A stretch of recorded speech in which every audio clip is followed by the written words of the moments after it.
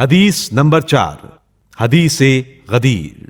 اس حدیث کو اکثر صحابہ و تابعین نے روایت کیا ہے اور بہت سے علماء و حفاظ نے اس کو نقل کیا ہے۔ چنانچہ اکثر راوی کہتے ہیں جب ہم حجۃ الوداع سے واپسی پر غدیر خم کے مقام پر پہنچے تھے کہ اللہ تعالیٰ کی طرف سے وحی نازل ہوئی کہ یا ایہا الرسول بلغ ما انزل الیک من ربک وان لم تفعل فما بلغت رسالتہ واللہ یعصمک من الناس۔ اے رسول، جو حکم تمہارے پروردگار کی طرف سے تم پر نازل کیا گیا ہے پہنچا دو، اور اگر تم نے ایسا نہ کیا تو گویا تم نے اس کا کوئی پیغام ہی نہیں پہنچایا، اور اللہ تم کو لوگوں کے شر سے محفوظ رکھے گا۔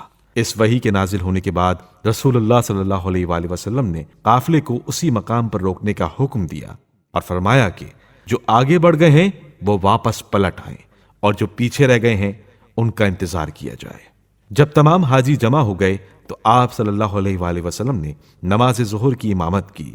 نماز مکمل کرنے کے بعد آپ صلی اللہ علیہ وآلہ وسلم نے ایک طویل اور بلیغ خطبہ ارشاد فرمایا، جس میں حمد باری تعالیٰ کے بعد فرمایا، اے لوگو، قریب ہے کہ میں اپنے پروردگار کی دعوت پر لبیک کہوں، مجھ سے بھی پوچھا جائے گا اور تم سے بھی سوال ہوگا، پس تم لوگ کیا کہتے ہو؟ تب سب لوگوں نے کہا، ہم گواہی دیتے ہیں کہ آپ نے دین اسلام کی تبلیغ کی، ہم کو واعظ و نصیحت کی اور جہاد کیا۔ اللہ تعالیٰ آپ کو بہترین جزا عطا فرمائے۔ یہاں تک کہ رسول اللہ صلی اللہ علیہ وآلہ وسلم نے فرمایا، ان اللہ مولایا وانا مولا المؤمنین وانا اولا بهم من انفسهم فمن كنت مولاه فعلی مولاه اللهم وال من والاه وعاد من عاداه واحب من احبه وابغض من ابغضه وانصر من نصره واخذل من خذله وادر الحق معه حيث دار۔ اللہ میرا مولا ہے اور میں مومنین کا مولا ہوں، اور میں ان کے نفسوں پر اولا بالتصرف ہوں، پس جس کا میں مولا ہوں اس کے یہ علی بھی مولا ہے۔ خدایا تو اس کو دوست رکھ جو علی کو دوست رکھے، اور اس کو دشمن رکھ جو علی کو دشمن رکھے۔ خدایا تو اس کی نصرت فرما جو علی کی نصرت کرے، اور اس کو ذلیل کر دے جو علی کو ذلیل کرنا چاہے، اور جدھر علی جائیں حق کو ان کے ساتھ موڑ دے۔ اس کے بعد مجمع سے مخاطب ہو کر فرمایا، جو حاضر ہیں وہ ان لوگوں تک جو حاضر نہیں ہیں یہ پیغام پہنچا دیں۔